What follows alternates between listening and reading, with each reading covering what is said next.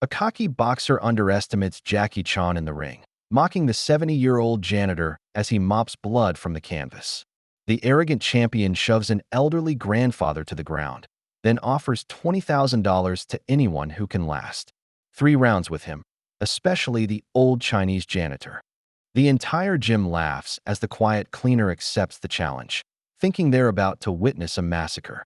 But this humble janitor wiping down their equipment is actually Jackie Chan, the legendary martial artist who spent 50 years perfecting the art of humiliating bullies.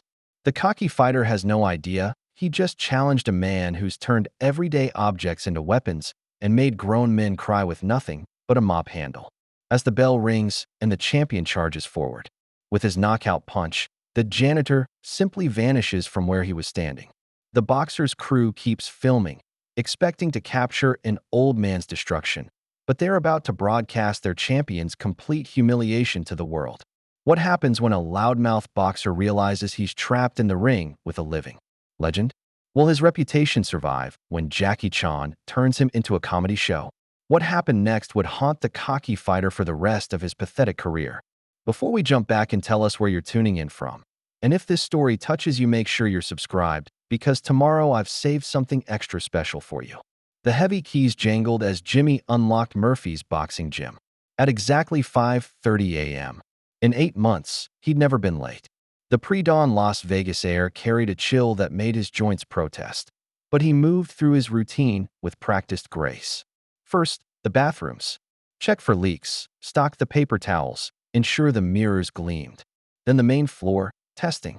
Each heavy bag's chain, tightening loose bolts on the speed bag platforms. Safety first. Always safety first. The early birds began arriving at 5:45. Martinez, the postal worker who trained before his shift. Chun, the accountant working off middle-aged spread. They walked past Jimmy like he was furniture, invisible in his gray uniform. He preferred it that way. By 6 o'clock, the gym hummed with activity. Fighters shadowboxed, trainers barked instructions, and Jimmy navigated between them with his mop bucket, never once bumping into anyone. 50 years of spatial awareness didn't disappear just because you carried a mop instead of nunchucks. The music hit before the man did. Bass rattling the windows, some rap song about money and violence. Troy Thunder, Malone's white Lamborghini screeched into the handicapped spot. Jimmy watched the 28-year-old champion emerge. All 6 feet, 3 inches of sculptured arrogance. Designer tracksuit, gold chains catching the morning light. Entourage of 3 trailing behind like pilot fish. Troy's blue eyes swept the gym and landed on Jimmy's freshly mopped floor. Their eyes met. Jimmy saw the calculation, the deliberate cruelty, before Troy stepped forward. The muddy footprints were intentional. Troy walked slowly, making sure to drag his $500 sneakers across every clean inch. His crew laughed, one of them filming it on his phone. "Yo, old man," Troy called out, voice carrying across the gym. "Looks like you missed a spot." Jimmy said, "Nothing." He simply returned to his bucket, wrung out the mop, and began again. Behind him, Troy's laughter boomed. "That's right, know your place. Hey, somebody should tell him we speak English in America, not whatever ching chong he understands." Perfectly. Frank Murphy's voice cut through from his office doorway. The 75-year-old owner looked tired already. "Leave him be, Troy." Troy shrugged, still grinning. "Just having some fun with the help, Frank. No harm done." He winked at his crew. "Right, boys." They moved toward the ring, Troy deliberately kicking over a water bottle on his way.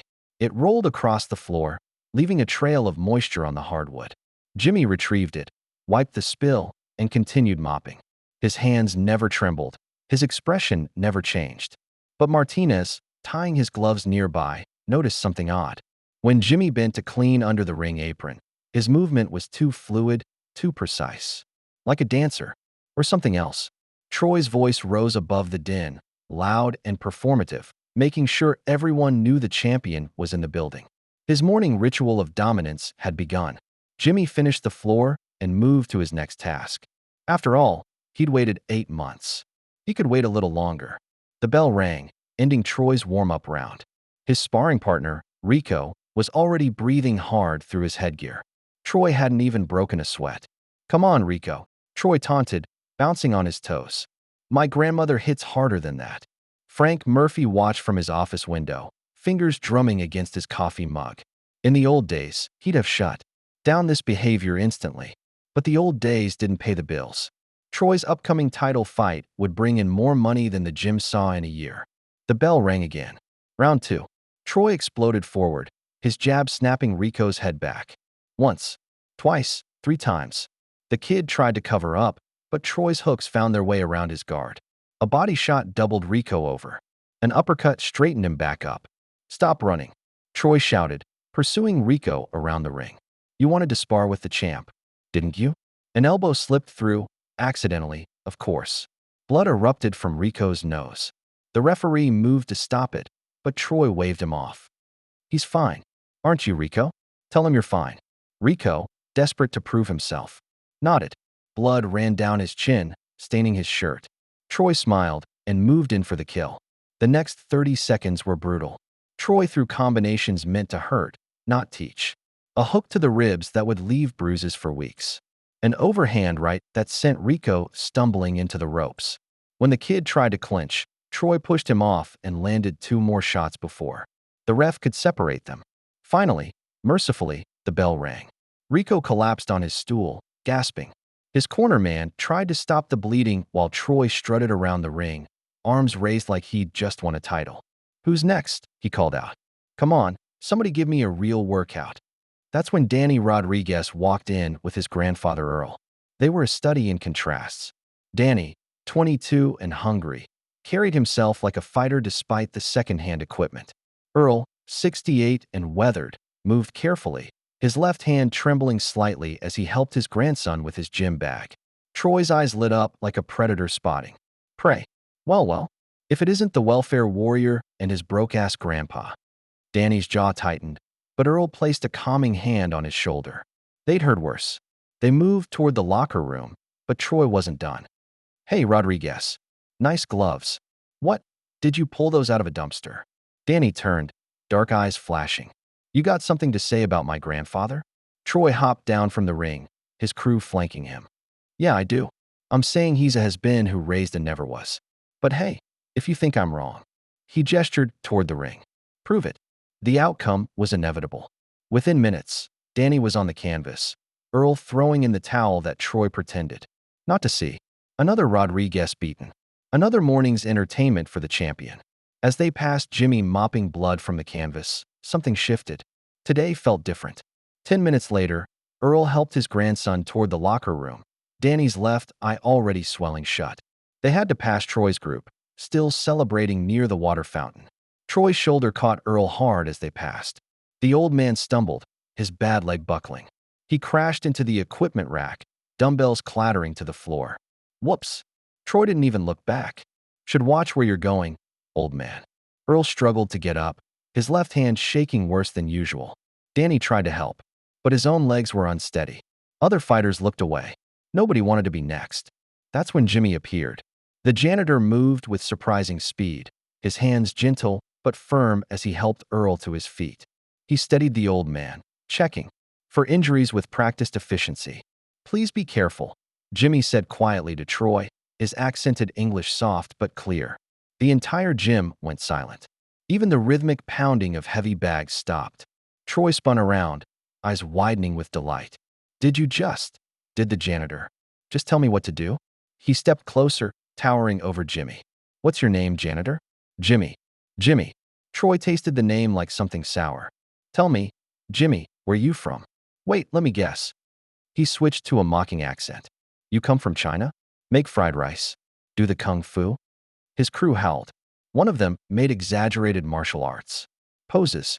"I asked you to be careful," Jimmy repeated, still supporting Earl. "This man is hurt."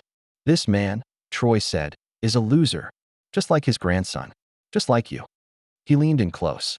"You know what your problem is, Jimmy? You forget. Your place. You're the help. You clean up my sweat, my blood, my piss if I tell you to. You don't speak to me."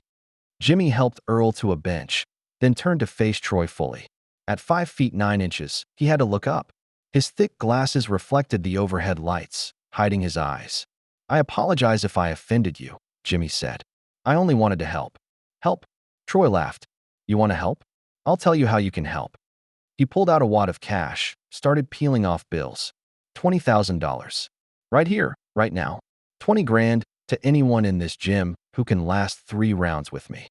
He threw the bills in the air, letting them flutter down like green snow. Come on. Anyone. His eyes found Jimmy again. What about you, janitor? $20,000. That's probably more than you make in a year. Hell, I'll make it easier. You don't even have to last 3 rounds. Just one. The crew started chanting. Do it. Do it. Do it.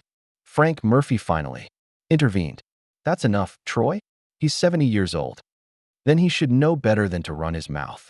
Troy turned back to Jimmy. So what's it gonna be? You got something to say to me. Say it in the ring. Jimmy removed his glasses slowly, cleaning them with his shirt. Without them, his eyes were clear and dark. He looked at Earl, at Danny, at Frank. Then he looked at Troy. Okay, Jimmy said. Quietly. I accept. Word spread through Vegas like wildfire. Troy's social media posts reached 50,000 views within an hour. Champion versus janitor. Tonight, 7 p.m. $20,000 on the line. The hashtags were cruel. Hashtag janitor beatdown, hashtag grandpa gets it, hashtag mop bucket massacre. By noon, Frank's phone wouldn't stop ringing. Media, gamblers, other gyms, everyone wanted to know if it was real. In his office, he stared at the liability waiver Jimmy had produced. It was comprehensive, professionally drafted, absolving the gym of any responsibility. You sure about this? Frank asked. Jimmy sat across from him, eating rice from a small container. Mr. Troy wants to teach a lesson. Maybe we both learn something. Frank leaned back. You know, I was in Hong Kong once. Back in '87, training stunt fighters for a film. Met some interesting people. Jimmy's chopsticks paused for just a moment. I hope you know what you're doing, Frank said finally. Jimmy smiled slightly. I am just a janitor, Mr. Frank. I clean up messes.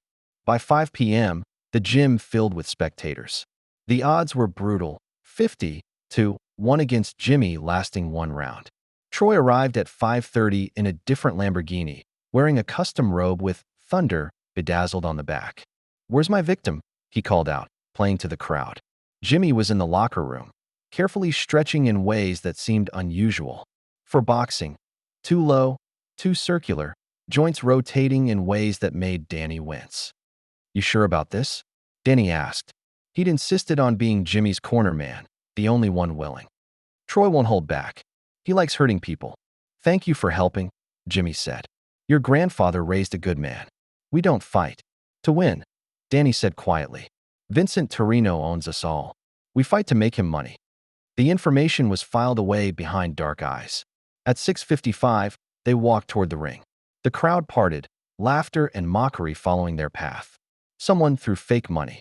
Someone else started a chant. Mop, mop, mop. Troy was already in the ring, shadowboxing for the cameras. Look at this. He actually showed up. Jimmy climbed. Through the ropes, movements fluid despite his age. He removed his glasses, handing them to Danny. His baseball cap came off next. Mr. Liu, a Hong Kong businessman attending for curiosity, leaned forward from ringside. Something about the way the old man moved. The referee looked uncomfortable. I need to go over the rules. No rules. Troy interrupted. This isn't a sanctioned fight. This is a lesson. Jimmy assumed a stance that wasn't quite orthodox. Weight distributed strangely. The crowd grew quiet. The janitor's eyes had changed. Frank Murphy stood at the bell, hand on the hammer. He looked at Jimmy one last time. The janitor nodded. The bell rang.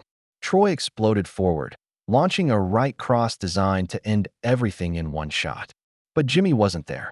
He'd moved like water, flowing under and past.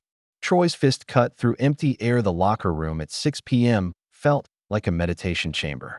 Jimmy sat on the wooden bench, carefully wrapping his hands with athletic tape. The pattern was intricate, not standard boxing wraps, but something older, more complex. Each loop had purpose. Each twist supported specific bones and tendons. Danny watched, fascinated. I've never seen anyone tape like that. Different schools teach different methods, Jimmy replied, flexing his fingers to test the wrap's tension. This way protects old injuries. Through the closed door, they could hear the gym filling with spectators. Voices rose and fell like ocean waves, punctuated by laughter and the clink of beer bottles. Someone had turned this into a party. Jimmy stood and began his stretching routine. He started with his neck, rolling it in slow circles, vertebrae popping softly. Then shoulders, arms, spine. When he dropped into a full split, Danny's eyes widened. How can you do that at 70? Practice, Jimmy said simply, shifting his weight forward until his chest touched the floor. Every day, little by little. The body remembers. He flowed through movements that seemed part yoga, part dance, part something Danny couldn't identify. A leg swept in a wide arc, arms traced circular patterns. His spine curved and straightened like a cat's. At one point, Jimmy balanced on one hand, his body horizontal to the floor. He held it for 10 seconds, breathing evenly, before lowering himself with perfect control. You're not really a janitor, Danny said. It wasn't a question. Jimmy stood, brushing dust from his borrowed boxing shorts. I am many things. Today, I am a janitor who boxes. He smiled at Danny's expression. What matters is not what we were, but what we choose to be now. Danny pulled out fresh hand wraps from his cornerman's kit. These are clean. Better than using your thank you, but I prefer my own way. Jimmy examined his wrapped hands, satisfied. Tell me about this. Vincent Torino. Danny's face darkened. Vinny owns half the fighters in Vegas. He decides who wins, who loses, who gets hurt. If you don't play along. He gestured toward the gym. You end up like my grandfather. Or worse. And Troy's his biggest earner. That title. Fight next month. Vinny's got millions riding on it. Betting, pay-per-view, everything. Danny lowered his voice. Troy wasn't always like this. I remember when he first came here. He was different. Hungry but humble. Vinny made him into a monster. Jimmy absorbed this information while continuing his warm-up. His movements were economical, precise. No wasted energy. Why are you helping? Me? Jimmy asked. Danny looked through the small window at his grandfather. Earl sat alone on a bench, head down, looking every one of his 68 years. Because someone needs to stand up to them, Danny said. And because you helped my grandfather when no one else would. The door burst open. One of Troy's crew stuck his head in. 5 minutes, old man. Hope you said your prayers. Jimmy turned to Danny after the door closed. Whatever happens, do not throw in the towel. Let it play out. Trust me. The walk to the ring felt like swimming upstream through chaos. The gym was packed beyond capacity, people standing on equipment for better views. Camera phones tracked their movement, live streaming to thousands more. Troy was already in the ring, playing to the crowd. He'd stripped to fighting shorts that cost more than most people's rent, his name embroidered in gold thread. His body was a testament to modern sports science. Every muscle defined, every movement calculated for maximum visual impact. There he is, Troy shouted into a microphone someone had produced. The brave janitor. Let's hear it for Jimmy. The crowd erupted in mocking applause. Someone started a slow clap. Others joined in, the sound building like thunder. Jimmy climbed through the ropes with surprising grace, ignoring the theater. He handed his thick glasses to Danny, then removed his baseball cap. Without them, his face looked different. Sharper somehow. The overhead lights caught angles that had been hidden in shadow. Mr. Liu, watching from ringside, leaned forward. He'd come to Vegas for an electronics convention, drawn to this spectacle by curiosity. Something about an old Chinese janitor fighting a champion had piqued his interest. Now, seeing the man move, seeing his face clearly. Bu Kunung, he whispered in Mandarin. It can't be. Troy was still grandstanding. Ladies and gentlemen, what you're about to witness is a lesson in respect. This janitor forgot his place. He spoke to me, like we were equals. He spread his arms wide. Do we look equal to you? The crowd roared its answer. Troy was massive, sculpted, radiating violence. Jimmy looked like what he was supposed to be, a 70-year-old maintenance worker in borrowed shorts. I offered him $20,000, Troy continued. 20 grand just to last 3 rounds. Hell, I'll make it 30. 30,000. If Grandpa here can survive. He turned to Jimmy. Last chance, old man. You can walk away now. Apologize for disrespecting me. Get back to your mop, and we'll forget this happened. Jimmy's response was to assume his fighting stance. It was subtle, weight distributed evenly, hands held lower than traditional boxing. His knees were bent, body coiled like a spring. Troy laughed. Look at that. What is that, kung fu? You think this is a movie? Mr. Liu's hands gripped his drink. The stance was familiar. The way the weight shifted, the angle of the shoulders. He'd seen it 1,000 times on screen, but to see it in person. The referee, a friend of Troy's, made a half-hearted attempt at explaining rules. Troy waved him off. No rules. No rounds. This ends when I say it ends. The janitor nodded. The bell rang. Troy exploded forward, launching a right cross designed to end everything in one shot. But Jimmy wasn't there. He'd moved like water, flowing under and past. Troy's fist cut through empty air. The locker room at 6 p.m. felt like a meditation chamber. Jimmy sat on the wooden bench, carefully wrapping his hands with athletic tape. The pattern was intricate, not standard boxing wraps, but something older, more complex. Each loop had purpose. Each twist supported specific bones and tendons. Danny watched, fascinated. I've never seen anyone tape like that. Different schools teach different methods, Jimmy replied, flexing his fingers to test the wrap's tension. This way protects old injuries. Through the closed door, they could hear the gym filling with spectators. Voices rose and fell like ocean waves, punctuated by laughter and the clink of beer bottles. Someone had turned this into a party. Jimmy stood and began his stretching routine. He started with his neck, rolling it in slow circles, vertebrae popping softly. Then shoulders, arms, spine. When he dropped into a full split, Danny's eyes widened. How can you do that at 70? Practice, Jimmy said simply, shifting his weight forward until his chest touched the floor. Every day, little by little. The body remembers. He flowed through movements that seemed part yoga, part dance, part something Danny couldn't identify. A leg swept in a wide arc, arms traced circular patterns. His spine curved and straightened like a cat's. At one point, Jimmy balanced on one hand, his body horizontal to the floor. He held it for 10 seconds, breathing evenly, before lowering himself with perfect control. You're not really a janitor, Danny said. It wasn't a question.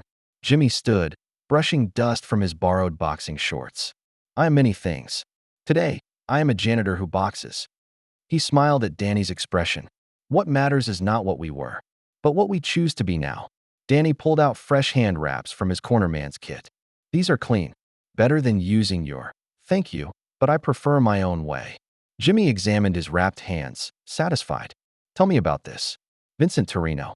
Danny's face darkened. Vinny owns half the fighters in Vegas. He decides who wins, who loses, who gets hurt. If you don't play along. He gestured toward the gym. You end up like my grandfather. Or worse. And Troy. Troy's his biggest earner. That title. Fight next month. Vinny's got millions riding on it. Betting, pay-per-view, everything. Danny lowered his voice. Troy wasn't always like this. I remember when he first came here. He was different. Hungry but humble. Vinny made him into a monster. Jimmy absorbed this information while continuing his warm-up. His movements were economical, precise. No wasted energy. Why are you helping? Me? Jimmy asked. Danny looked through the small window at his grandfather. Earl sat alone on a bench, head down, looking every one of his 68 years. Because someone needs to stand up to them, Danny said.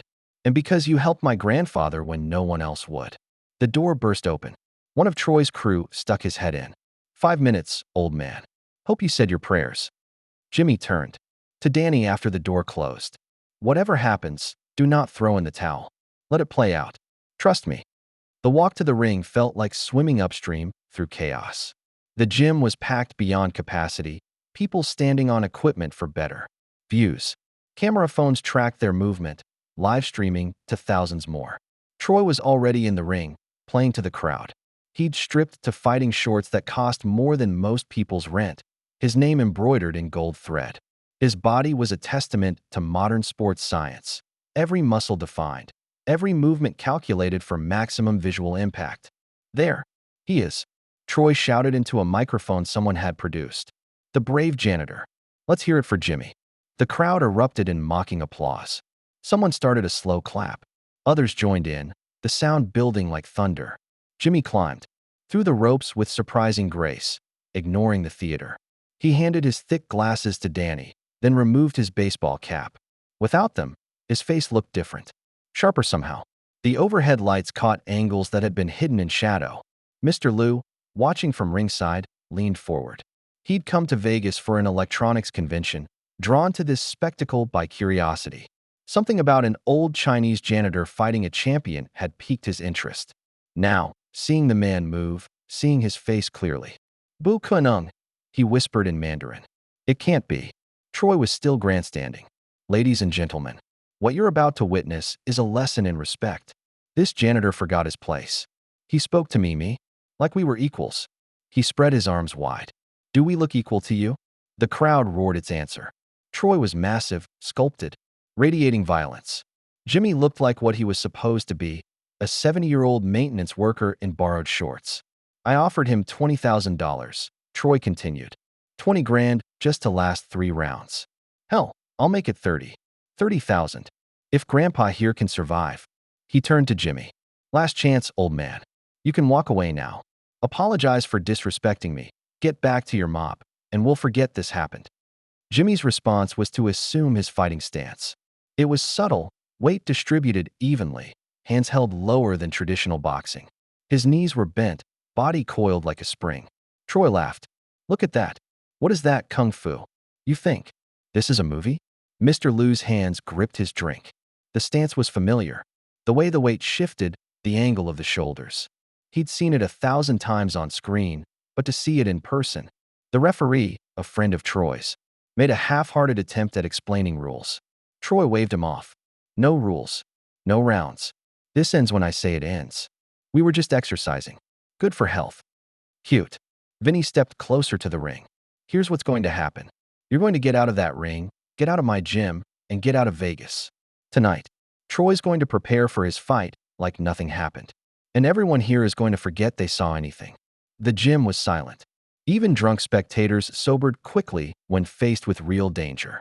Jackie looked around the room, at Danny holding his grandfather, at Frank torn between fear and shame, at Troy staring at the floor. Then back to Vinny. I understand, Jackie said simply. But we not finished with lesson. Vinny's eye twitched. Excuse me. Mr. Troy asked for 3 rounds. We only finished 1. Jackie shrugged apologetically. I don't like to leave job half done. Very unprofessional.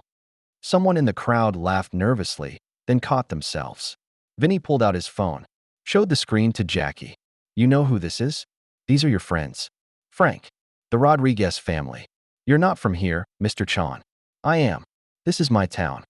Jackie's pleasant expression never changed, but something shifted in his eyes. You're threatening innocent people?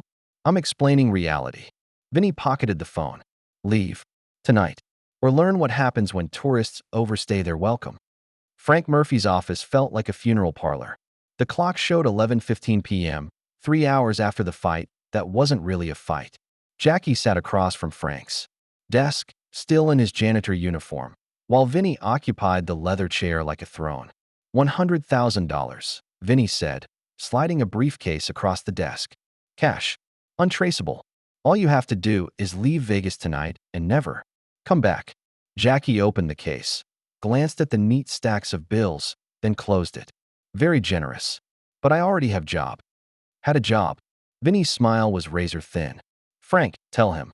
Frank couldn't meet Jackie's eyes. Jimmy. Mr. Chan. I have to let you go. I'm sorry. I understand. Jackie's voice held no anger. Mr. Vinny owns the gym? Mr. Vinny owns everything that matters in Vegas boxing, Vinny said. The gyms, the fighters, the officials. Even the doctors who clear them to fight. It's a beautiful system. He leaned forward. See, people think boxing is about who's stronger, who's faster. But it's not. It's about entertainment, drama, and most importantly, it's about knowing the outcome before the bell rings. Jackie nodded thoughtfully. So Troy's title fight. Troy wins in the 7th round. Already decided. Already bet on. Millions of dollars riding on that specific outcome. Vinny's eyes hardened. Which is why I can't have some movie star playing hero and damaging my investment. Troy seemed like good boy underneath, Jackie observed. Maybe just needs better guidance. Vinny laughed. Troy is exactly what I made him to be. A villain people pay to see lose. Except he doesn't lose when they expect. He loses when I decide. He stood, straightening his expensive suit. The money's yours. Take it and go. Or, Vinny pulled out his phone, swiped to a video. Jackie recognized Danny's apartment building. The timestamp showed 10:47 p.m., less than 30 minutes ago. Vinny's men were clearly visible entering the building. They're just checking on your friend, making sure he's not doing anything stupid like posting videos online. Vinny pocketed the phone, but they could be doing so much more. Jackie was quiet for a long moment. Then he reached for the briefcase. Smart man. Vinny headed for the door. There's a midnight flight to Los Angeles. Be on it. After he left, Frank slumped in his chair. I'm sorry, Jackie. I never meant for it to go this far. You knew who I was, Jackie said. It wasn't a question. From the moment you walked in. Hong Kong, 1987. You probably don't remember, but I was training stunt fighters for Dragons Forever. You gave me advice about camera angles. Frank laughed bitterly. Now look at me. Taking orders from a two-bit gangster. Why? Same as everyone. Got in too deep. Borrowed money during the recession, couldn't pay it back. Now he owns me. Jackie stood, leaving the briefcase on the desk. Thank you for the job, Mr. Frank. I enjoyed working here. Take the money, damn it. I have money. What I don't have is friends in trouble. Jackie headed for the door. Tell Mr. Vinny I quit, but I'm not leaving Vegas. Frank watched him go, then reached for his phone with trembling hands. Back in his small apartment, Jackie made tea and considered his options. The place was modest, one bedroom, basic furniture, clean but impersonal. 8 months in Vegas, and it still looked like a hotel room. His real phone buzzed with messages. The video of him evading Troy had already leaked despite Vinny's threats. Jackie Chan destroys boxer was trending on social media. A knock at the door interrupted his thoughts. Jackie checked the peephole, then opened it to find Danny and Earl. You shouldn't be here, Jackie said, ushering them inside. It's dangerous. Vinny's men already tossed my place, Danny said, looking for cameras, computers, anything that could upload video. He held up an old flip phone. Good thing I'm too broke for smartphones. Earl spoke for the first time. Since the gym. Mr. Chan, I need to tell you something. About Vinny. About what he really is. Jackie poured tea for his guests, waiting. 43 years ago, Earl began, his voice steady despite the tremor in his hands. I was going to be champion. Undefeated, 22 years old, whole life ahead of me. Then I met young Vinny Torino. He sipped his tea. He was just a collector then, working for his father. Came to me before my title fight, told me to take a dive in the 8th. I refused. Said I'd rather die than throw a fight. Earl's eyes went distant. He didn't kill me. He killed my career. Drugged me before the fight. I could barely stand, let alone box. Lost in the second round. The tests came back positive for narcotics. Lifetime ban. But you weren't using drugs, Jackie said. Vinny's people injected me in the locker room. Held me down and did it. Earl's left hand shook harder. The beating I took that night caused this. Nerve damage. But worse was watching him do it to others. Year after year. Fighter after fighter. Danny put his arm around his grandfather. That's why I box. To prove the Rodriguez name means something. But I ended up owned by the same man. Jackie studied them both. How many fighters does Vinny control? In Vegas? Maybe 30. But his reach goes further. He's connected to larger operations. International stuff. Danny lowered his voice. There's rumors about bringing in fighters from overseas. Thailand, Mexico. Kids who disappear if they don't perform. You have proof? Vinny keeps everything. In his office. Downtown high-rise. Fort Knox security. Danny shook his head. Even if we could get it, then what? He owns judges, cops, athletic commission. Who'd listen? Jackie's phone buzzed. A text from an unknown number. Car downstairs. Airport. Now. Or they visit you. He showed it to his guests. Earl struggled to his feet. We should go. You've done enough. Sit, Jackie said gently. Finish your tea. But Vinny makes mistake all bullies make. Jackie moved to his closet, pulled out a small backpack. He thinks fear is same as power. From the backpack, he removed items that seemed at odds with a janitor's life. High-end camera equipment, lock picks, climbing gear. Danny's eyes widened. You're going after his files? No. Jackie smiled. We are going after his files. You know building layout? I've been there dozens of times. But Jackie, this is crazy. If he catches us, then we better not get caught. The Torino building stood 30 stories tall, glass and steel reaching toward the neon sky. At 2 a.m., most offices were dark, but Vinny's penthouse blazed with light. Jackie and Danny crouched on the roof of the adjacent parking structure, studying the building through binoculars. "Security desk in the lobby," Danny whispered. "2 guards, always. Cameras everywhere. Elevators need a key card after midnight." Jackie lowered the binoculars. "What's on the other side?" "Loading dock. But it's alarmed." "Good." Jackie pulled rope from his backpack. "Alarms make noise. Noise makes distraction." He explained the plan quickly. Danny would trigger the loading dock alarm, drawing security. Jackie would enter through the parking garage, access the service elevator, reach Vinny's office. "That's insane," Danny said. "The service elevator requires a code.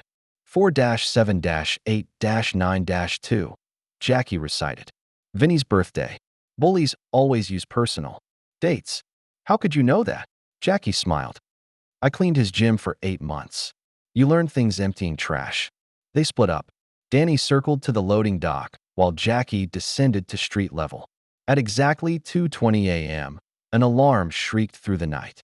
Jackie watched both lobby guards rush toward the sound, then slipped into the parking garage. The service elevator was exactly where Danny described. Jackie punched in the code. Nothing. He tried again, reversing the numbers. The doors opened. 28th floor. Vinny's office occupied the entire top 2 levels. Jackie emerged into a darkened hallway, emergency lighting casting green shadows. He moved silently, checking doors until he found the main office suite. The lock was electronic, sophisticated. Jackie produced his picks, working by feel. Click, click. The door opened. Vinny's office was obscene in its luxury. Marble floors, gold fixtures, a desk that cost more than most people's houses. Jackie moved directly to the wall safe Danny had mentioned. This lock was mechanical, older. Jackie pressed his ear against it, turning the dial slowly. The tumblers whispered their secrets. 5 minutes later, the safe opened. Inside, contracts, ledgers, USB drives, and photos, dozens of them. Fighters who'd refused to cooperate. Some showed bruises. Others showed worse. Jackie photographed everything with a small camera, hands steady despite his anger. A separate folder caught his eye. International acquisitions. Inside were documents about young fighters from Thailand, Mexico, Philippines. Transportation records. Housing in Vegas. Names and ages, some as young as 16. Human trafficking, Jackie whispered. He photographed faster now. Every page, every contract. Evidence of fixed fights going back decades. Bribes to officials. Connection to larger crime syndicates. Taking the scenic tour? Jackie spun. Troy stood in the doorway, still in his gym clothes. "Vinny figured you'd come here." Troy entered, closing the door behind him. "Sent me to wait. Said if I catch you, my mother's medical bills disappear." "Your mother is sick?" "Cancer. Stage 3. Treatment costs more than I make, even with the fights." Troy's face was conflicted. "I'm sorry about this." Jackie slowly closed the safe. "You don't have to do this." "Yes, I do. You don't understand. My mom dies without Vinny's money." Troy raised his fists. "But I'll make it quick. You won't suffer."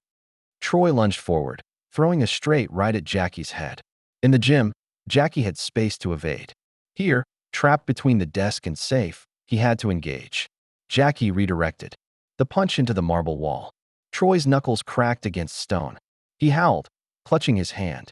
"Stop," Jackie said calmly. "Please, we can talk." "There's nothing to talk about." Troy swung with his left hand, wild and desperate. Jackie caught the wrist, used Troy's momentum to guide him into a roll across the floor.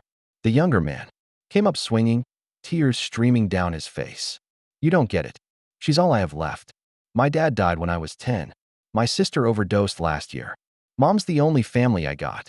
He charged again, throwing combinations born of rage and fear. Jackie flowed around them, redirecting each attack into furniture, walls, Troy's own body. Never striking, only guiding violence away. "Troy, listen, no. Vinny owns her treatment, owns her doctors, owns her life." Troy grabbed a heavy glass award from the desk, raised it overhead. "I won't let her die." As he brought it down, Jackie stepped inside the arc, caught Troy's wrists, and spoke directly into his ear. "What if I told you I could save her without Vinny?" Troy froze. "What?" "Your mother needs treatment, not Vinny's money."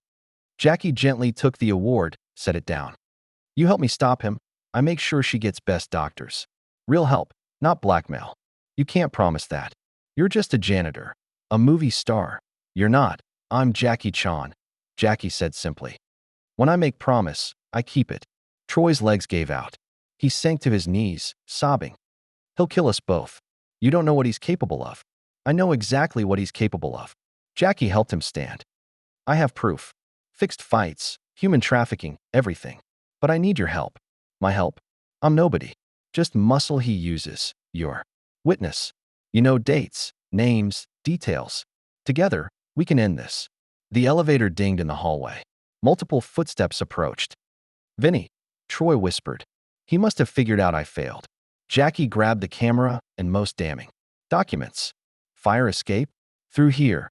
They ran through adjoining offices as Vinny's voice echoed behind them. Troy, where are you? You worthless. The fire escape door was alarmed. Jackie kicked it open, sirens wailing. They clattered down metal steps, Vinny's curses fading. Above, my mom. Troy gasped as they ran. He'll punish her for this. No, we get to her first. Jackie pulled out his phone, dialing as they descended. Patricia? It's Jackie. Remember that favor you owe me from the Rush Hour premiere? I need it now. They reached the alley. Danny waited with a stolen van, engine running. His eyes widened seeing Troy. What's he doing here? Changing sides, Jackie said. Drive. Vinny's people will flood the streets. As Danny peeled out, Jackie's phone rang. Unknown number. He answered on speaker. Mr. Chan, Vinny's voice was arctic. You just signed death warrants for everyone you care about. It's over, Vinny. I have evidence. You have nothing. I own this city. 1 hour. Bring everything back, or the killing starts with Earl Rodriguez. The line went dead. Troy grabbed Jackie's shoulder. He means it. He'll kill them all. Jackie met his eyes. Then we better make sure he doesn't get the chance. The warehouse sat in an industrial district 20 minutes from the strip, surrounded by chain link and shadows. At 3 a.m., even Vegas looked dead here. Vinny's black Mercedes was already parked outside, flanked by 2 SUVs. This is where he does the real business, Danny whispered from their hiding spot. Where he brings people who need convincing. Jackie studied the building through binoculars. How many men? Usually 6. Plus Vinny. Danny's voice shook. We should have gone to the police. With what? Troy asked bitterly. Vinny owns half the force. The other half is too scared to move against him. Jackie lowered the binoculars. Then we do this ourselves. His phone buzzed. A text from Vinny. Tick-tock. Mr. Chan, 40 minutes. He has my grandfather in there, Danny said. We have to wait. Jackie pulled out his camera, checking the memory card. First, we need insurance. He called a number, spoke in rapid Cantonese, then switched to English. Yes, Patricia. The Barrett Cancer Center. Troy Malone's mother. Whatever she needs. He listened. I know it's 3 a.m. there. Wake them up. Troy's eyes widened. You're really, I keep promises. Jackie handed him the camera. If something happens to me, get this to the media. Not local. National. International. Nothing's going to happen, Troy said firmly. I owe you that much. They approached the warehouse from 3 directions. Jackie took the roof, his movements silent despite his age. Danny circled to the loading dock. Troy went straight to the front door. Through a skylight, Jackie saw the interior. Vinny sat behind a makeshift desk. Earl was tied to a chair nearby, blood trickling from his nose. 6 men stood guard, all armed. Where's Chan? Vinny was saying. He's got 30 minutes before I start removing your fingers. Earl spat blood. Go to hell. Vinny nodded. To one of his men, who stepped forward with bolt cutters. That's when Troy knocked on the front door. Vinny, it's me. I got him. Confusion rippled through the warehouse. Vinny stood. Troy? What? I caught Chan at his apartment. He's in my trunk. Unconscious. Vinny smiled coldly. Bring him in. Can't. He's heavy, and I think I broke my hand on his hard head. Need help. Vinny gestured to 2 men. Go. As they exited, Jackie dropped through the skylight. He landed. In a roll, came up moving. The remaining guards reached for weapons, but Jackie was already among them. A mop handle left by the wall became a staff in his hands. The first man went down to a sweep of the legs. The second caught the handle across his jaw. The third managed to draw his gun before Jackie's spinning kick sent it flying. Vinny scrambled backward. kill him. But Jackie was in his element. Now, the warehouse became his stage. He ran up walls, swung from overhead pipes, used every surface and object as a tool. A rolling chair became a projectile. A fire extinguisher became a smokescreen. The fourth man tried to grab him. Jackie flowed around the attempt, guided the man's momentum into a concrete pillar. The fifth came at him with a knife. Jackie caught the wrist, performed a circular redirect that sent the blade clattering away, then dropped the man with a precise strike to a pressure point. Number 6 was smarter. He went for Earl, gun aimed at the old man's head. Stop, or he dies. Jackie froze, hands raised. Okay, you win. The gunman kept his weapon trained on Earl while Vinny regained his composure. Outside, they could hear Troy calling. Guys, little help here? You think you're clever, Vinny said, straightening his tie. Having Troy play double agent. But I know that boy. He's weak, just like his mother. His mother is getting treatment, Jackie said calmly. Real treatment. From doctors you don't own. Vinny's face darkened. You're lying. Call the hospital. Barrett Cancer Center, Los Angeles. She's being transferred as we speak. The warehouse door burst open. The two men Vinny had sent out stumbled in, followed by Troy and Danny. But Troy was no longer playing victim. He moved with purpose, Danny beside him. Sorry, Vinny, Troy said. Guess I'm not your boy anymore. You ungrateful. Vinny's words cut off as sirens wailed in the distance. Multiple sirens, getting closer. Jackie smiled. You said you own the local police. But FBI? DEA? They're federal. Harder to buy? You called the feds? Vinny laughed. With what evidence? Your word against mine? No. With this. Jackie pulled out a small device. Streaming everything to FBI servers. Has been for 20 minutes. Your confession about owning police, threatening to kill Earl, ordering your men to attack me. All recorded. The sirens were louder now. Red and blue lights flickered through the windows. Vinny's gunman looked nervous. Boss, we should go. Shut up. Vinny pulled his own gun, aimed it at Jackie. You ruined everything. 40 years building this empire, and you destroyed it in one night. You destroyed it yourself, Earl said from his chair. The moment you decided fear was better than respect. I'll start over. Disappear. But first, Vinny's finger tightened on the trigger. Troy moved before anyone could react. He'd learned from the best, not Jackie's flowing redirects, but simple boxing footwork. He stepped into Vinny's line of fire just as the gun went off. The bullet caught Troy in the shoulder, spinning him around. He crashed into Vinny, both men going down. The gun skittered across the floor. Troy. Jackie rushed to him, applying pressure to the wound. Vinny crawled toward the gun, but Danny got there first, kicking it away. The warehouse doors exploded inward. Federal agents poured in, weapons drawn, shouting commands. Nobody move. Hands where we can see them. Vinny tried to run. He made it 3 steps before Agent Patricia Kowalski clotheslined him with practiced efficiency.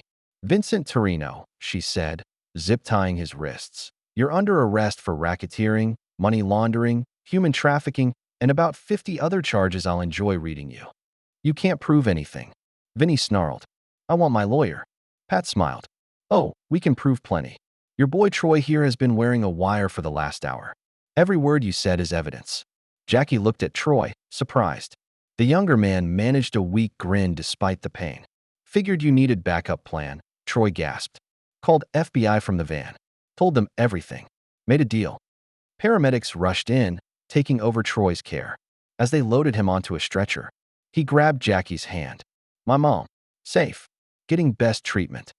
Jackie squeezed back. You did good. Real good.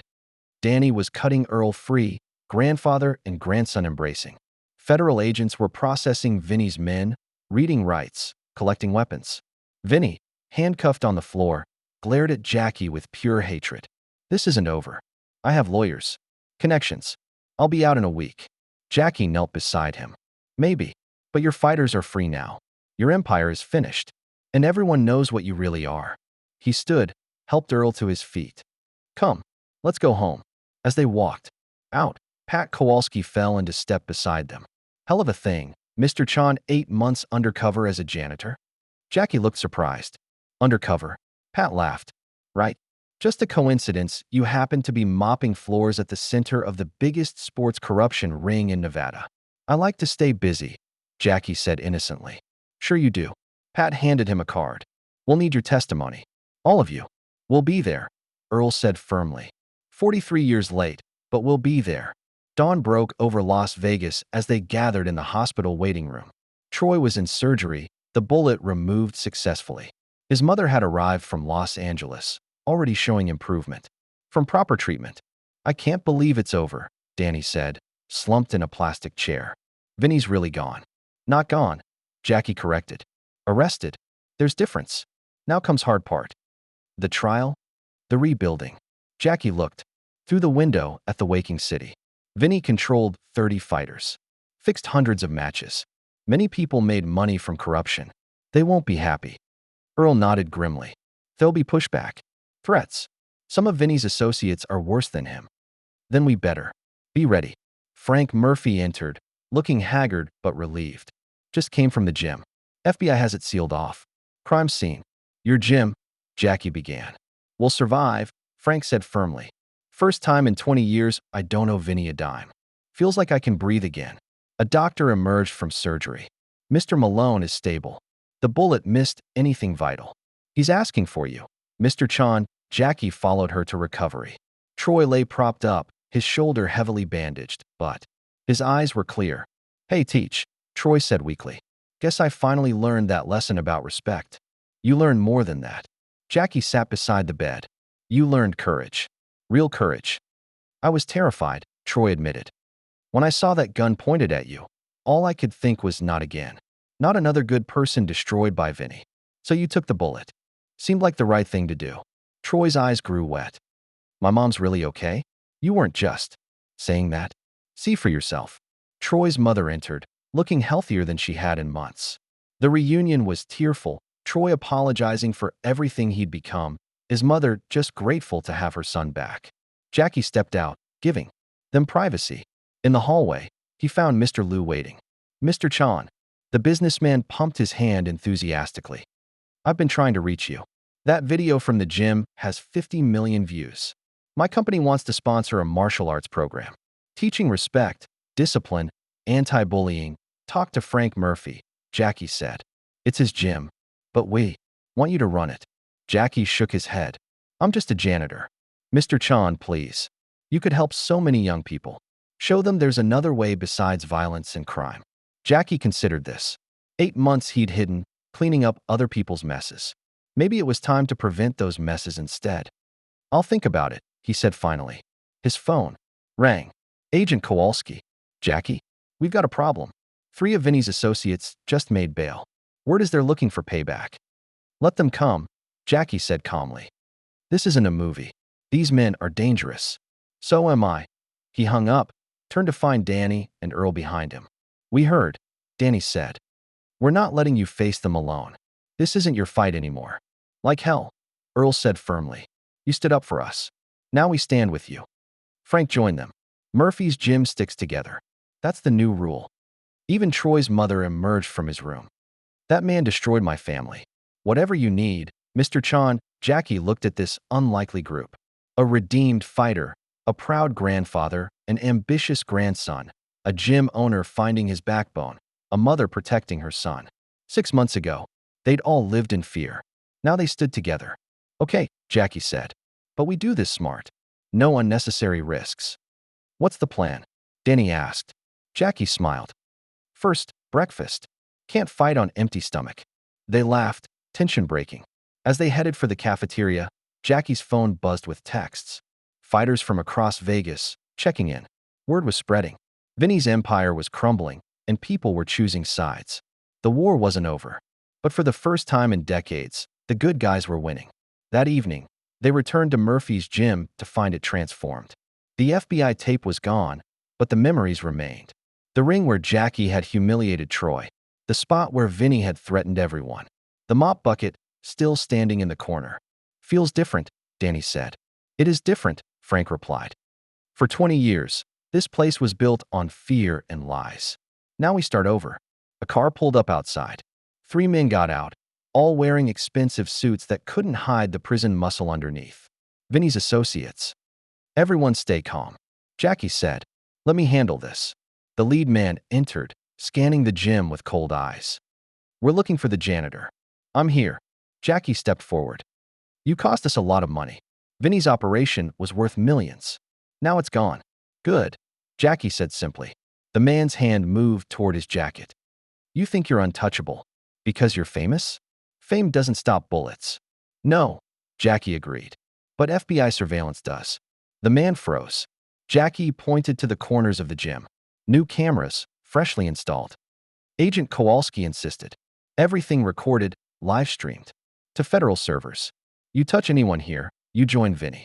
The thug's face reddened. "This isn't over. You can't hide behind cameras forever." "Not hiding, just being smart." Jackie stepped closer. "You want to rebuild Vinny's empire? Go ahead. But not here. Not with these fighters. They're free now. Free to starve. Without fixed fights, half these bums won't earn enough to eat. Then they'll learn to fight better. Or find other work. But they'll do it honestly." The three men exchanged looks. The smart play was to walk away. But pride demanded something more. "Tell you what, janitor. Let's settle this like men. In the ring. Right now? You against me. You win, we leave Vegas. I win, you disappear." Jackie shook his head. "I'm done fighting." "Scared?" "No. Bored. You're not worth my time." The insult landed. The man stepped forward, fists clenched. His partners grabbed his arms. "Not here," one hissed. "Too many witnesses." They backed toward the door, the leader pointing at Jackie. "This isn't over. Not by a long shot." After they left, Troy limped. His arm in a sling. "You should have fought him. Shown him who's boss." "Why? To prove I'm tougher? Stronger?" Jackie shook his head. "That's Vinny's way. Violence to solve everything." "But they'll be back." "Maybe. But each time they come, more people see them for what they are. Bullies. Thugs. The old way dying." Frank's phone rang. He listened, face brightening. That was the Athletic Commission. They're reviewing every fight from the last 10 years. Any that show evidence of fixing will be overturned. Earl's eyes filled with tears. "Does that mean your loss to Martinez in '81 is being investigated? If they find evidence of drugging, your record gets cleared." Earl sat down hard, 43 years of shame lifting from his shoulders. Danny hugged him, both men crying. "It's happening," Frank said. "Fighters are coming forward, testifying about fixed matches, forced losses. The whole corrupt system is unraveling." Jackie watched the celebration, but his mind was elsewhere. Vinny was just one man. The system that created him still existed. Other cities, other sports, other victims. "Mr. Chan." Troy approached. "What happens now? I mean, I'm supposed to fight for the title in 5 weeks. But that was Vinny's plan. Fixed fight, fixed outcome. So fight for real," Jackie suggested. "See what happens when you use your actual skills." "I might lose." "Yes. I might get hurt." "Possible. I might embarrass myself." Jackie smiled. "Or you might surprise yourself. Won't know until you try." Troy considered this. 4 or 5 years, every fight had been scripted. Win here, lose there, always performing. The thought of a real fight, outcome unknown, was terrifying. And exciting. "Will you train me?" Troy asked. "I mean, really train me? Not for show, but to actually fight?" "I'm just a janitor," Jackie reminded him. "No," Troy said firmly. "You're Jackie Chan, and I'm asking for your help." Jackie looked around the gym. Danny was shadowboxing, showing Earl combinations. Frank was removing Vinny's portraits from the walls. Troy stood before him, humble for the first time in years. "Okay," Jackie said, "but we do it right. Respect, discipline, honor. Real martial arts, not just violence." "Deal." Troy extended his good hand. They shook. "When do we start?" Troy asked. Jackie picked up his mop bucket, headed for the storage closet. "Tomorrow, 5:30 a.m. Don't be late." "That's when the janitor starts work," Troy said, understanding. "Exactly. First lesson, everyone cleans their own messes." 1 week later, Murphy's gym buzzed with new energy. The 5:30 a.m. training session had grown from just Troy to 15 fighters, all wanting to learn from Jackie Chan. But first, everyone mopped. "This builds character," Jackie explained, demonstrating proper technique. "Also builds humility. Hard to be arrogant when you're cleaning toilets."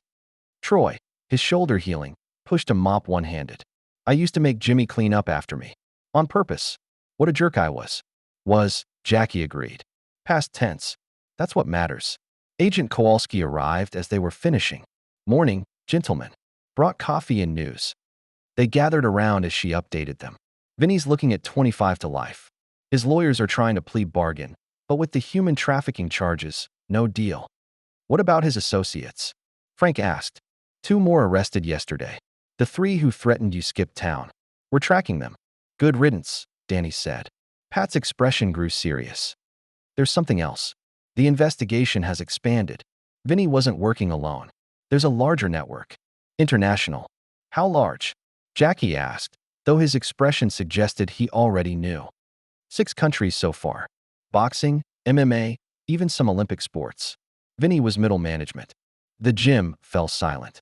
They'd thought they were fighting one man's corruption. The reality was much bigger. What do you need from us? Earl asked. Testimony. Details. Whatever you can remember about Vinny's connections. Pat looked at Jackie. Especially you. 8 months of observation. You must have seen things. I was just cleaning, Jackie said mildly. Pat smiled. Right. Just cleaning. While memorizing faces, documenting patterns, gathering evidence. You think I was undercover? I think you're Jackie Chan. You don't do anything without purpose. Before Jackie could respond, the door burst open. A young fighter ran in, panicked. They took Marco. Right off the street. Who took him? Frank demanded. 3 men. SUV. Said he owed them for lost bets on Vinny's fights. Jackie was already moving. Where? Downtown. Near the old Sandstorm Casino. They were heading east. That's Chinatown, Danny said. Lots of warehouses there. Pat reached for her phone. I'll call it in. No time, Jackie said. They took him to send message. Every minute matters. You can't just chase. After them. This is kidnapping. FBI jurisdiction. Jackie looked at her calmly. Then you better keep up. He headed for the door. Troy, Danny, and several other fighters followed. Pat cursed and ran after them. This is not how law enforcement works. She shouted. Good thing we're not law enforcement, Jackie called back. They piled into vehicles. Jackie rode with Danny, who knew the area. Pat followed in her FBI sedan, calling for backup while trying to keep pace. Marco's just a kid, Danny said, weaving through traffic. 19. Never fixed a fight in his life. That's why they took him, Jackie said. Easy target. Maximum fear. His phone rang. Unknown number. Mr. Chan, a cold voice said. You have something we want. I have nothing of yours. Vinny's records. His contacts. We know you copied everything. And gave to FBI. Talk to them. We are talking to you. The boy Marco is here. Eager. To pay his debts. Unless you'd prefer to pay them for him. Jackie's jaw tightened. What do you want? Simple trade. The original files for the boy. 1 hour. Abandoned warehouse on Bonanza. Come alone. The line went dead. It's a trap, Danny said. Of course it's trap. Jackie was already planning. But Marco doesn't deserve to pay for our war. Our war. Danny glanced at him. This was always about more than Vinny, wasn't it? You came here hunting bigger game. Jackie didn't answer, but his silence was confirmation enough. They reached Chinatown, the streets crowded even at this early hour. Pat's voice crackled through the radio Danny had installed. Chan, don't do anything stupid. My backup is 15 minutes out. Marco might not have 15 minutes, Jackie replied. He spotted what he was looking for, a dim sum restaurant he'd visited during his months as Jimmy. The owner, Mrs. Wei, had always been kind to the quiet janitor. Stop here, he told Danny. What? Why? Because every war needs allies. And smart warrior chooses battlefield. He got out, leaving Danny confused. But Troy, following in another car, began to understand. He's not going to their warehouse, Troy said. He's going to make them come to him. Inside the restaurant, Jackie spoke rapidly in Cantonese to Mrs. Wei. Her eyes widened as she realized who her favorite customer really was. By the time he emerged, a plan was forming. One that would save Marco and expose the next level of corruption. But first, he had to survive the next hour. The abandoned warehouse on Bonanza looked like a tomb in the morning light. Jackie arrived alone, as demanded, carrying a briefcase. 3 SUVs were already there, engines running. He entered through the main door, footsteps echoing in the empty space. Marco sat tied to a chair in the center, face bloodied but alive. 5 men stood around him, all armed. Mr. Chan, the leader said. Same voice from the phone. So nice of you to come. Let the boy go first, Jackie said. Files first. Then we'll discuss the boy. Jackie set down the briefcase, opened it to show USB drives and documents. Everything I took from Vinny's office. The leader gestured to one of his men, who moved to check the contents. As he bent over the briefcase, Jackie noticed movement in the shadows above. Danny, Troy, and 3 other fighters had followed despite his instructions, positioning themselves in the rafters. Seems legitimate, the man confirmed. Financial records, contact lists, everything. Good. Kill them both. Wait. Jackie stepped forward. You said trade. I lied. The leader pulled his gun. Vinny was sloppy, but you? You're dangerous. Can't have Jackie Chan running around Vegas playing hero. Then you should know, Jackie said calmly. Jackie Chan never works alone. A smoke grenade dropped from above. Then another. The warehouse filled with thick gray clouds as the fighters descended on ropes. Jackie moved through the smoke like a ghost. The briefcase became a weapon, swinging into the first gunman's face. He flowed past the falling body, caught the second man's wrist as he tried to aim, redirected the gun toward the ceiling. Troy appeared from the smoke, his good arm delivering a perfect hook to another thug's jaw. Danny had reached Marco, cutting his bonds while the chaos swirled around them. The leader fired blindly into the smoke, screaming orders. Find them. Kill them all. Jackie materialized beside him, the gun suddenly in Jackie's hand, dismantled. In 3 smooth motions. The pieces clattered across the concrete. How? Jackie's palm strike cut off the question, sending the leader spinning into a stack of pallets. FBI sirens wailed outside. Pat's backup had arrived. The remaining thugs tried to flee but found the exits blocked by federal agents. Nobody. Move. FBI. The smoke began to clear. Jackie stood in the center, not even breathing hard. Around him, Vinny's former associates lay groaning. The fighters emerged from various positions, Troy helping Marco stand. Pat entered, surveying the scene with a mixture of admiration and exasperation. A dim sum restaurant, really? She asked Jackie. You texted me to come to a warehouse, but sent them to a restaurant. Jackie shrugged. Mrs. Wei makes excellent dumplings. Thought they might be hungry. Don't play innocent. We found 3 more just like these unconscious in the restaurant, along with half of Chinatown filming it on their phones. Community policing, Jackie said. Very effective. Pat shook her head but couldn't hide her smile. You're impossible. You know that. As the thugs were arrested, Marco limped over. To Jackie. Thank you. I thought I was dead. Not today, Jackie assured him. But this won't be the last attempt. They're desperate now. Let them come, Troy said. We're ready. No, Jackie said firmly. This ends now. No more violence. No more fear. He walked over to the leader, who was being treated by paramedics. Tell your bosses the old way is dead. Vegas has new rules. Clean fights, fair outcomes, or don't fight at all. The man spat blood. You think you've won? This is bigger than Vegas. Bigger than you can imagine. I know exactly how big, Jackie said quietly. Why do you think I came here? The implication hung in the air. This had never been about one corrupt gym or one city. Jackie Chan had larger targets in mind. As they left the warehouse, Pat fell into step beside him. Want to tell me what this is really about? Jackie looked at her innocently. Just a janitor trying to keep things clean. Right?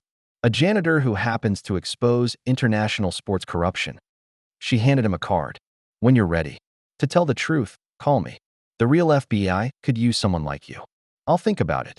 They returned to Murphy's gym to find it packed. Word had spread about the rescue.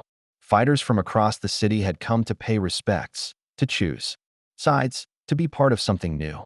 Frank stood in the ring, addressing the crowd. For too long, we've let fear rule our sport. Let corruption destroy our dreams. But no more. Murphy's gym stands for something different now. Who's with us? The roar was deafening. Fists raised. Voices united. Troy climbed into the ring despite his injury. I've got a title fight in 4 weeks, he announced. My first real fight in 5 years. Win or lose, it'll be honest. Who wants to help me train? Another roar. Jackie watched from the back, satisfied. The revolution had begun. But his phone was already buzzing with messages from other cities, other gyms, other victims. The janitor's work was far from done. 3 weeks later, the transformation was complete. Murphy's gym had become a symbol of redemption, drawing fighters from across the country. The morning sessions with Jackie were standing room only, everyone eager to learn from the master. But Jackie noticed Troy growing increasingly nervous as his title fight approached. Without Vinny's fixed outcome, doubt crept in. What if I'm not really that good? Troy asked after a sparring session. What if I only won because Vinny arranged it? Then you find out, Jackie said simply. That's the point. Easy for you to say. You're Jackie Chan. You know you can win. Jackie sat on the ring apron, gestured for Troy to join him. Want to know secret? I lose all the time. Stunts go wrong, movies flop, body gets older. But losing teaches more than winning. Did you ever throw a fight? Even in movies? Every fight in movies is thrown fight, Jackie laughed. All choreographed. But real life? No. Never give less than everything. Frank approached with a tablet. Jackie, you need to see this. The screen showed a news report. 3 more cities had launched investigations into sports corruption. The network was unraveling, bigger names falling. It's working, Frank said. What you started here is spreading. Not what I started. Jackie corrected. What we started. Together. His phone rang. Patricia Kowalski. Jackie, I've got good news and bad news. Good news. We flipped one of the guys from the warehouse. He's giving us everything. Names, dates, connection to human trafficking rings. And bad news. The big fish are getting nervous. Word is there's a price on your head. Professional contract. Jackie glanced around the gym at the fighters training, at Troy working the heavy bag, at Danny teaching kids in the corner. Let them come, he said. This isn't a movie. No, it's not, Jackie agreed. In movies, the hero faces danger alone. In real life, he has family. After hanging up, he found Earl watching Danny teach. The old man's tremor was less noticeable these days, his posture straighter. 43 years I waited for justice, Earl said. Now my grandson teaches the next generation. Because of you. Because of all of us, Jackie said. I just cleaned up the mess. You all chose to keep it clean. Earl smiled. Speaking of which, the Athletic Commission finished their investigation. My loss to Martinez is officially overturned. My record is clean. They stood in comfortable silence, watching Danny demonstrate proper footwork to eager students. What will you do now? Earl asked. The corruption here is broken. Other cities need help. Jackie considered this. 8 months as Jimmy the janitor had shown him one city's problems. How many more Vinnies were out there? How many more Troys trapped in corrupt systems? Maybe, he said. But first, we finish what we started. Troy's fight is in 1 week. You think he's ready? We'll find out. That evening, as the gym emptied, Jackie found Troy alone in the ring, shadowboxing against his doubts. Can't sleep? Jackie asked. Keep thinking about all the fighters I hurt. All the careers I ended because Vinny told me to. Troy's hands dropped. What if this is karma? What if I'm meant to lose? Maybe you are, Jackie said, climbing through the ropes. So what? So what? It's a title fight. No, it's a chance to show who you really are. Win or lose, you stand in that ring as Troy Malone. Not Vinny's puppet, not anyone's villain. Just you. Troy threw a combination, sharper than before. What if that's not enough? Then it's not enough. But at least it's honest. They trained until midnight, Jackie showing him subtleties of movement, ways to combine power with fluidity. Not to win, but to fight with integrity. As they finished, Troy asked, Will you be in my corner? I'm just a janitor, Jackie reminded him. No, Troy said firmly. You're my teacher, and I'm asking for your help. Jackie nodded. Okay, but we do it right. What does that mean? Jackie smiled. It means tomorrow, you learn to mop properly. Can't have my corner man not knowing how to clean. Troy laughed, tension breaking. Deal. As they left the gym, neither noticed the figure watching from across the street. Phone pressed to ear. Yeah, it's me. Chan's still here. Still playing. Hero. A pause. No, too public. But the title fight next week? Perfect opportunity. Thousands of witnesses, live TV. Send the message that nobody crosses the organization and lives. The figure melted back into shadows. The final confrontation was coming. If you liked the story, please watch another story on our channel and subscribe to the channel. All Night arrived like thunder. The MGM Grand Garden Arena was packed, 15,000 fans eager to see if Troy Thunder Malone could win without Vinny's influence. The odds were against him. His opponent, Marcus the Hammer Jefferson, was undefeated and hungry. In the dressing room, Troy sat quietly as Jackie wrapped his hands. The ritual was precise, meditative. Danny stood nearby with Frank and Earl, the corner team complete. Nervous? Jackie asked. Terrified, Troy admitted. But it's a good terrified. Clean terrified. Remember, this isn't about winning. It's about fighting with honor. I know, but winning would be nice too. Jackie smiled. Then we better make sure you're ready. Agent Kowalski entered. Gentlemen, we need to talk. We've intercepted chatter about an attempt on Jackie's life tonight. During the fight. Then I don't work the corner, Jackie said simply. No. Troy stood. I need you there. We all do. Troy's right, Frank said. We don't bow to threats. Not anymore. Pat sighed. I've got agents throughout the arena. But Jackie, you'll be exposed at ringside. National television. If someone wants to make a statement, then they make it, Jackie said calmly. But I keep my promise to Troy. Retry H. Continue edit. The arena lights dimmed as Troy made his entrance. No elaborate show this time. No golden robe or posturing. Just a fighter walking to the ring with quiet determination. The crowd seemed confused by the change. Where was the villain they loved to hate?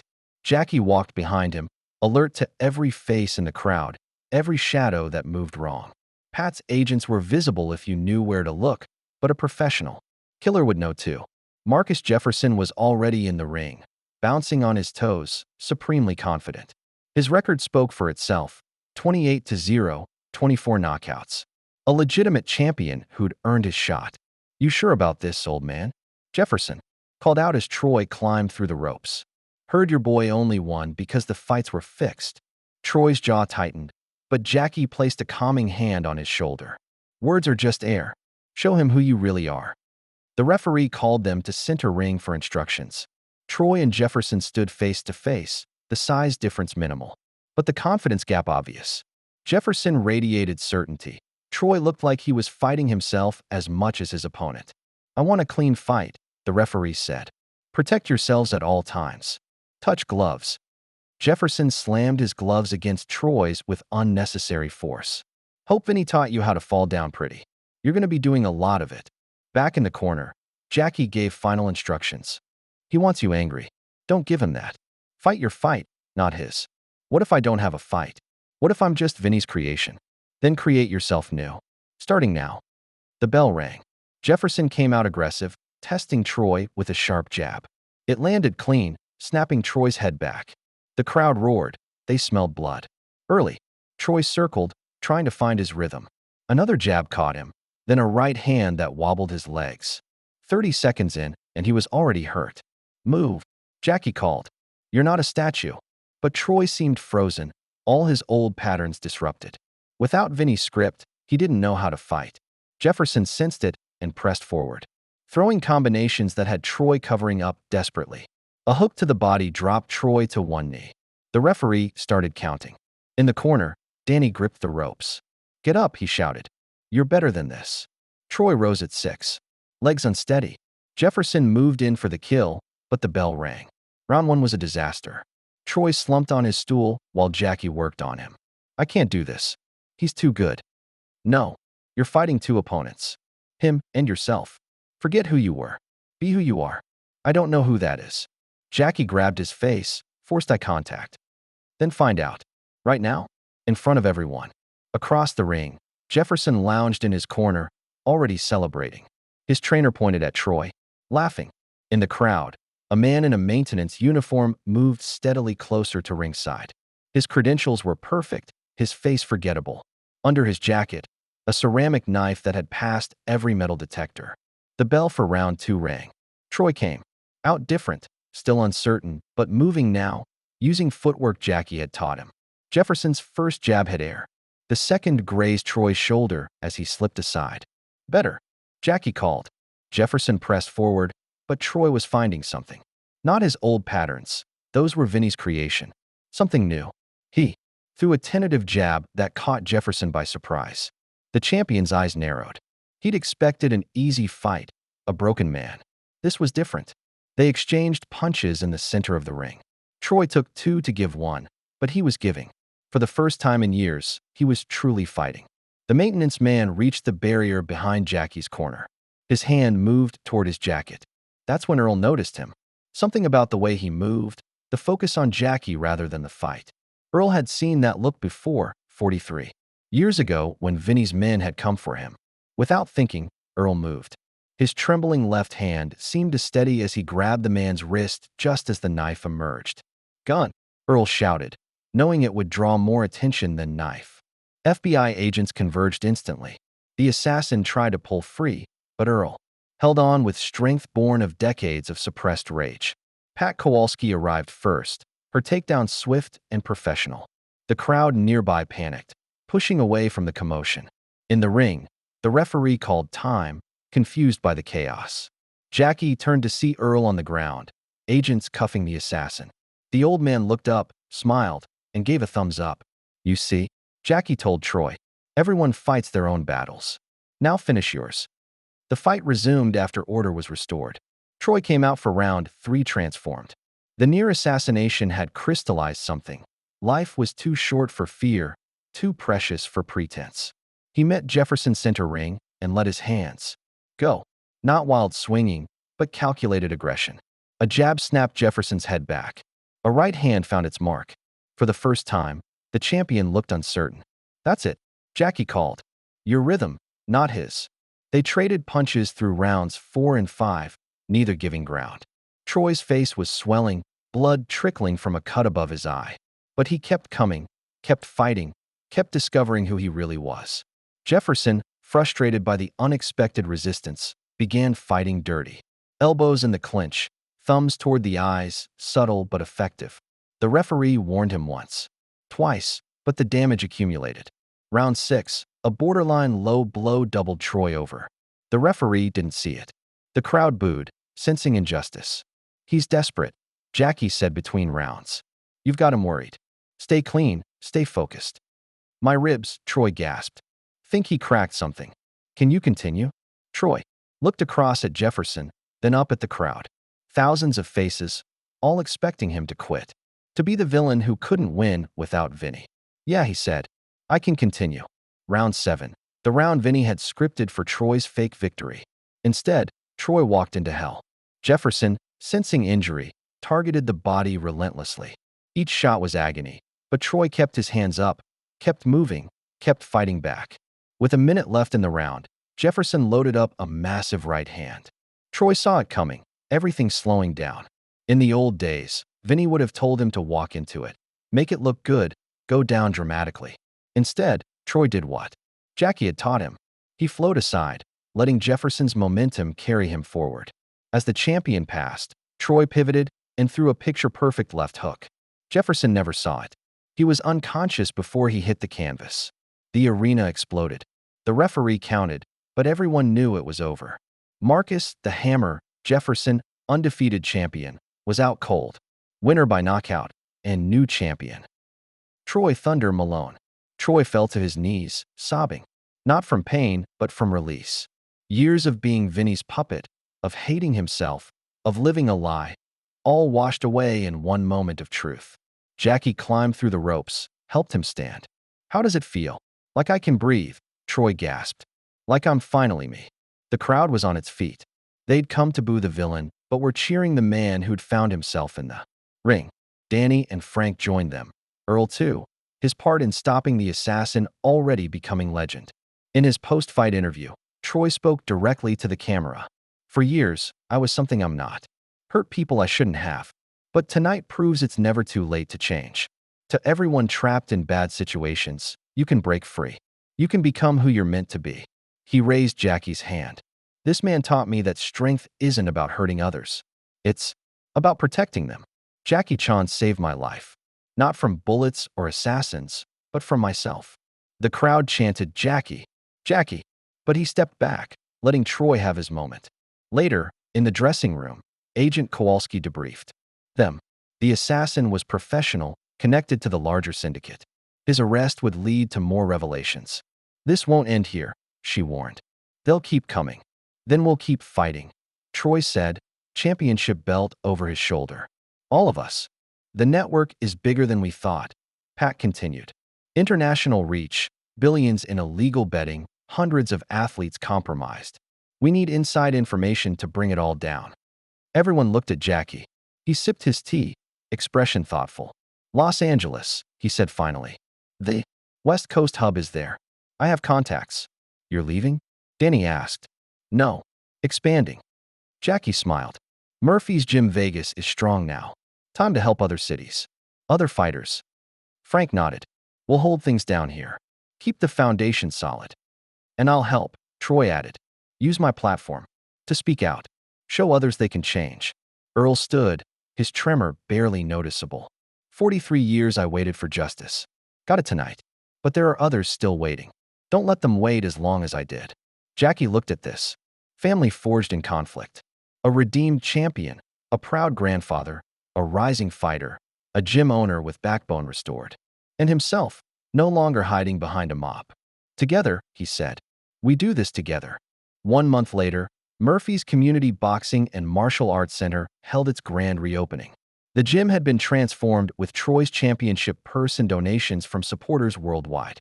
New equipment, expanded training areas, and most importantly, a different atmosphere. The morning class was full, kids learning discipline, adults finding fitness, former fighters teaching instead of destroying.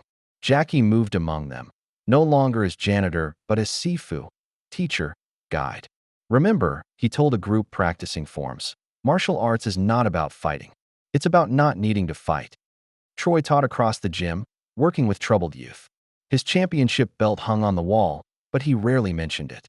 The real victory was in the eyes of kids who saw him change, who believed they could too.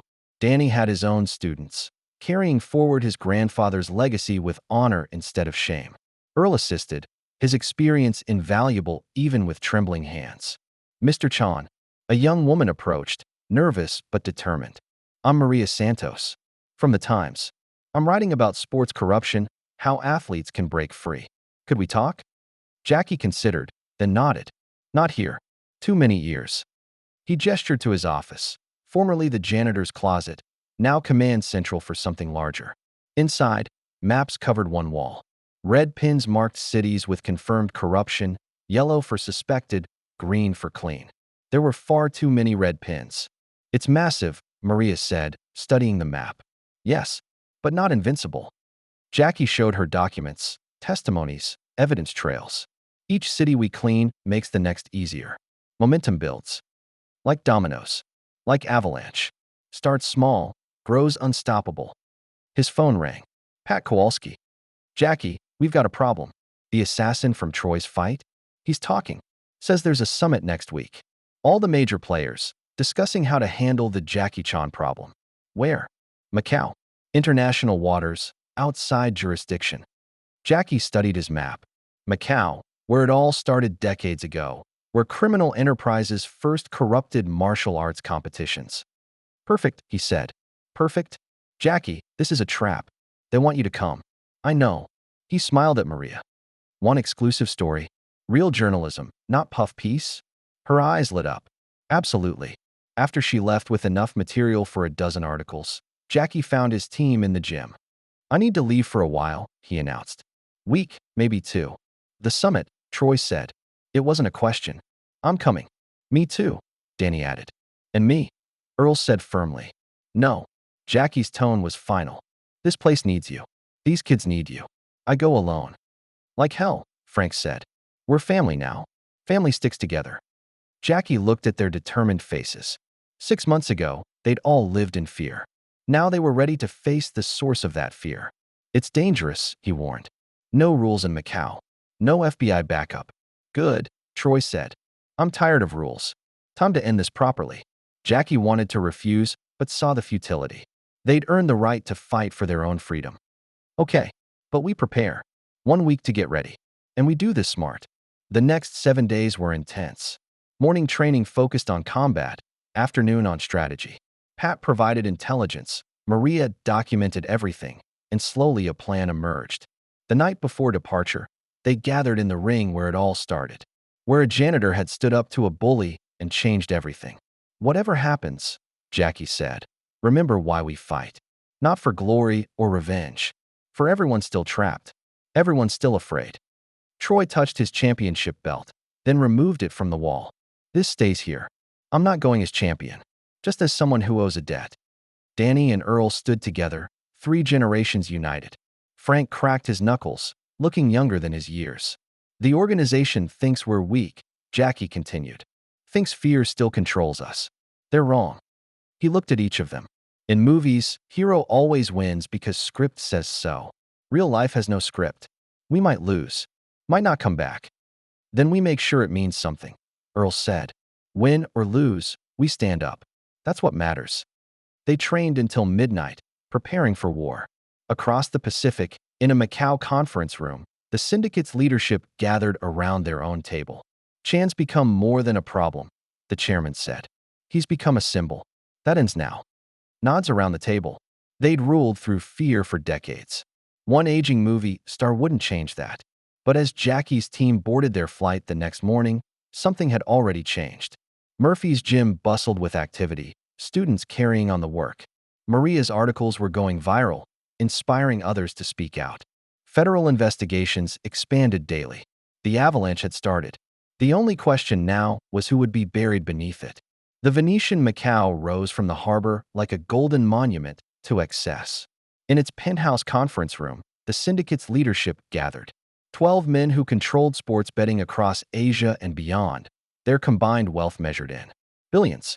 Chan's here, reported the surveillance chief. Arrived this morning with 4 others. 5 against 12. The chairman laughed. He's either very brave or very stupid. Maybe both, suggested another. But he's disrupted operations in 3 cities. Cost us millions. Then we end him. Tonight. Make an example that discourages other heroes. 20 floors below, Jackie and his team prepared in their suite. Troy shadowboxed, working off nervous energy. Danny cleaned and recleaned his equipment. Earl sat in meditation, steady as stone. Frank studied building blueprints Pat had procured. They'll expect us to come through the front, Frank said. Full security there. Good, Jackie said. We give them what they expect. At 9 p.m., they walked through the casino's main entrance. No attempt at stealth, no disguises. 5 men walking with purpose through crowds of gamblers who had no idea history was being made. Security spotted them immediately. Earpieces crackled, elevators locked down, men moved to intercept. Everything according to the syndicate's plan. Except Jackie's team veered off, heading not for the elevators but the casino floor itself. They spread out among the gaming tables, seemingly random. What are they doing? The surveillance chief muttered. Then he noticed the phones. Each team member live streaming, narrating their purpose to thousands of followers. Maria Santos had published their location, their mission. The world was watching. Cut the feeds, the chairman ordered. We can't. They're using satellite uplinks. We'd have to shut down the entire casino's communications. Troy spoke to his phone as security approached. These men coming for us work for criminals who've corrupted sports worldwide. They think darkness protects them. Let's shine some light. The first security guard reached Troy and found himself live-streamed to 50,000 viewers. He hesitated, unsure how to handle such public confrontation. That hesitation cost him. Troy's boxing skills, honest now, dropped him with a clean combination. The crowd gasped, some fleeing, others filming. Across the floor, Danny faced 2 men trying to flank him. His grandfather's voice carried over the chaos. Left side, Mijo. Danny spun, dodged, struck with precision, learned from pain. Frank, despite his age, showed why he'd once been a contender.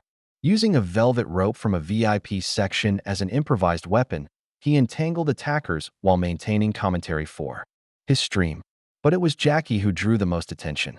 He moved through the casino like water through rocks, using the environment as his ally. A roulette wheel became a launching pad, poker chips improvised projectiles, a chandelier his escape route. The kitchen, he called out, leading his team through panicked crowds. They burst through service doors into industrial kitchens. Here, Jackie was in his element. Pots, pans, ladles, and cutting boards became weapons in a symphony of improvised combat. The syndicate's enforcement chief arrived with reinforcements. Forget the cameras. Kill them all. But the live streams had done their work. Macau police, unable to ignore such public violence, were already entering the building. International media descended like locusts. The darkness that protected the syndicate evaporated under global scrutiny. In the penthouse, leadership watched their empire crumble in real time. Federal agencies worldwide launched simultaneous raids, using evidence Jackie had scattered like seeds. Athletes came forward, emboldened by Troy's example. The avalanche became unstoppable. "Evacuate," the chairman ordered. But as they reached the private elevator, Jackie emerged from an air vent. "Going somewhere." The chairman pulled a gun. "You've destroyed everything." "No," Jackie said calmly. "You destroyed yourselves. I just cleaned up the mess." The chairman fired, but Jackie was already moving. The bullet struck marble as Jackie flowed forward, disarming him with moves perfected over decades. One by one, the leadership fell to precise strikes, pressure points, and redirected momentum. When police arrived, they found 12 of the world's most wanted criminals unconscious and zip-tied, evidence of their crimes neatly stacked beside them. Jackie's team regrouped in the lobby, battered but victorious. The live stream showed their joy, their relief, their brotherhood forged in fire. "Is it over?" Danny asked. "This part," Jackie said. "But corruption is like dust. Always returns. Always needs cleaning." "Then we keep cleaning," Troy said. Together. Epilogue 6. Months later, Murphy's Community Center had expanded to 3 locations. Troy defended his title twice, both honest victories. Danny opened his own gym, his grandfather teaching the next generation with pride instead of shame. Frank wrote a book about redemption, donating proceeds to help athletes escape corruption. And Jackie Chan, he stood in a New York gym, mop in hand, watching a young fighter bully the janitor. "Hey, old man, you missed a spot." Jackie smiled slightly, continued mopping. After all, he'd just been hired yesterday. These things took time. But in his pocket, his phone buzzed with messages from Vegas, Los Angeles, Macau. From fighters who'd found courage, investigators who'd found evidence, journalists who'd found truth. The network was global. Athletes trapped, dreams corrupted, lives destroyed for profit. So much cleaning still to do. The young bully kicked over Jackie's bucket, water spreading across the floor. His crew laughed, filming it for social media. "Sorry about that, Grandpa. Better clean it up." Jackie nodded politely, reaching for his mop. 3 months, he figured. Maybe 4. Long enough to map the connections, document the crimes, identify the victims. Then the cleaning would begin again. Because that's what janitors do. They clean up messes. One gym, one city, one life at a time. And Jackie Chan was very good at his job. If you like the story, please watch another story on our channel and subscribe to the channel.